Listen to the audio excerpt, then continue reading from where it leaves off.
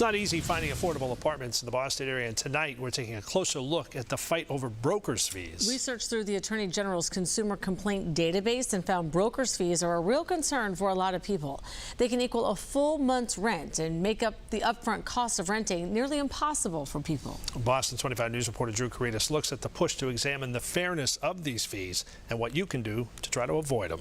I didn't really know broker's fee existed until I toured it, and I was like, oh my gosh, this is the one. Olivia Ford says her dream of moving to Boston to launch her career was more expensive than she'd ever imagined. Splitting that North End apartment with a roommate would still cost her $6,000.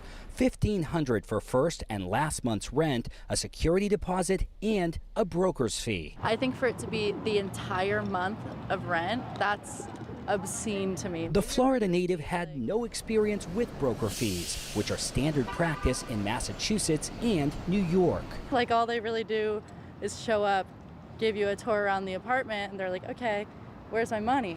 The Greater Boston Real Estate Board says the fees are justified, pointing out that brokers are licensed and regulated by the state and provide a service to both the renter and the landlord, like advertising and credit checks. Showing a lot of different properties, gathering keys, qualifying the customer. They spend a lot of time to make that commission, although it may not appear that way. But Danielle Johnson with Boston's Office of Housing Stability tells me they get a lot of complaints from renters asking why they have to pay. Our office takes in around 400 calls a day. I would say about half those calls are related to fees that landlords are charging them. Johnson says the price of admission to rent in the city has become a barrier for many.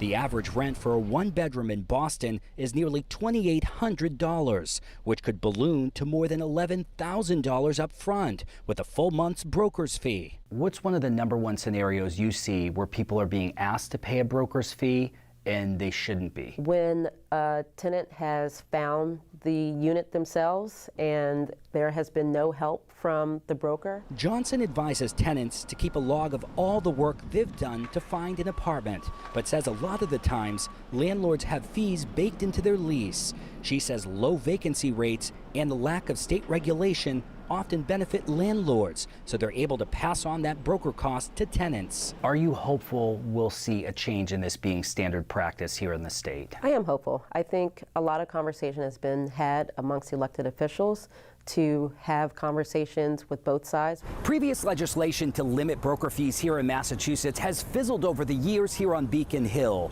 A new bill introduced this year would empower cities and towns to regulate broker fees if they choose to, and it's already facing strong opposition from the real estate lobby.